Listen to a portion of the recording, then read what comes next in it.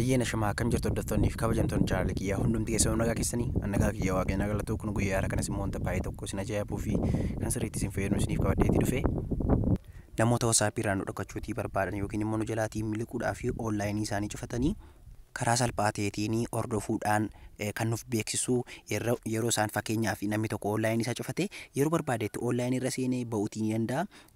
Garuu nuun immoo yoom akka onlaayinii irra seenee ba'ee cufachuusaaf dhiisuusaa hin beeknu jechuudha. Kanaaf egaa salphaatti yeroo inni onlaayinii isaa cufateetii nu jalaatii miliquudhaaf yaalu saayitiin onlaayinii irra seenutti jechuudha. Appilikeeshinii ofii isaatiin hordofee namni kun onlaayinii irra seeneera jedhee isiniif beeksisu informationii gahaa isiniif kennuun isiniif qabadheetii dhufe jechuudha.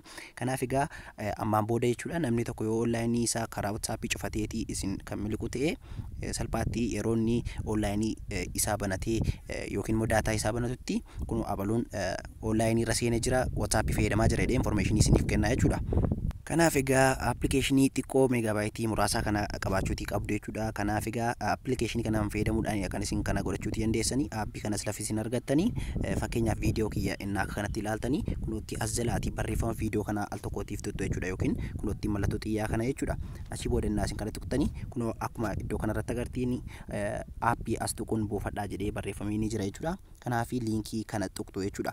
Innaa isin liinkii kana tuqxanii gara kanaatti isin fida jechuudha. Achii booda iddoo kanarra akkuma agartanii goda kanarra dhufuudhaan daawunlood lafa jettu kana tuquudhaan salphaatti gara bilbila keessanitti appilikeeshinoota barbaadanii fi faayilota barbaadan weebsaayitii korraa buufachuutii ni dandeessu. Kanaaf immoo karaa telegiraam chaanaalii kootii isiniif kaa'ettee jira liinkii isaa. Kanaaf telegiraam chaanaaliin koo maqaan isaa OTSL kan jedhudha. Karaa barbaadan hordofuutii ni dandeessu jechuudha. Egaan jalqaba gaafa keessa seentanitti fayyadamni isaa hangana waan baay'ee cimoo miti garuu faayidaa hedduu ni qaba jechuudha. Jalqaba akka keessa seentanii appilikeeshinii kanaanii fakkeenyaaf nama tokko hordofuutii yoo barbaadan namni onlaayinii isaa isin jalaatti cufatee yeroo hundaa isin yoom akka inni onlaayinii irra seenu kan eegdan jechuudha. Isin amma booda isin hin barbaachisu jechuudha.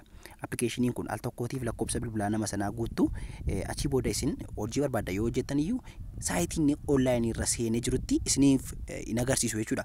Garuu immoo appilikeeshiniin kun abaluun sun onlaayinii irra seeneera jedheetu isiniif beeksisa jechuudha. Kanaaf isin wanti isin gootan lakkoofsa bilbilaa abaluu sanaa fi maqaa isaa beekuu qofaadha jechuudha.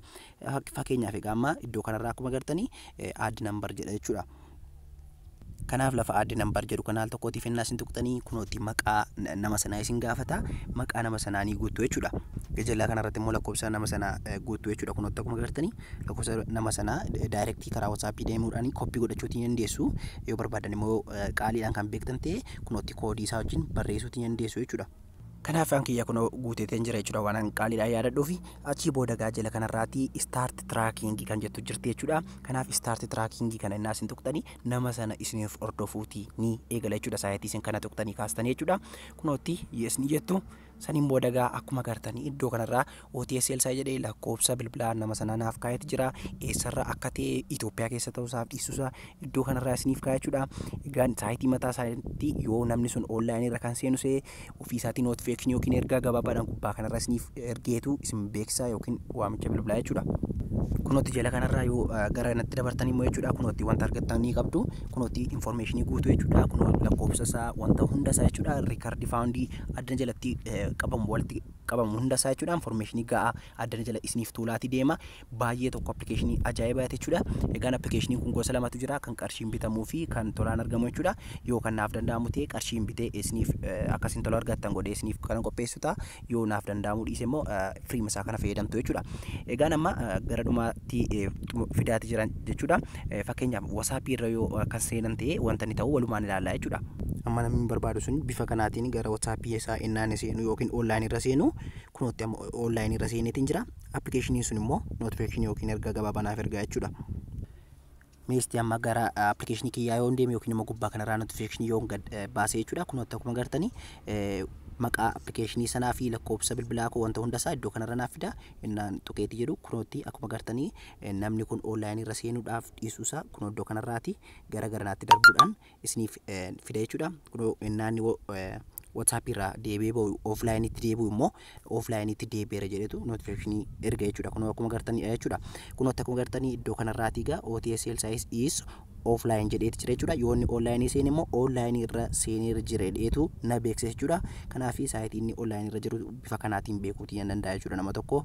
Egaan guyyaa haaraa kana kanadha jechuudha. Kan inni isiniif qabadheetii dhufe yeroo itti aanu deemnee gala garuutti nagaan naaf turaa isinan jaalladha isinan kabajaa. Bye bye.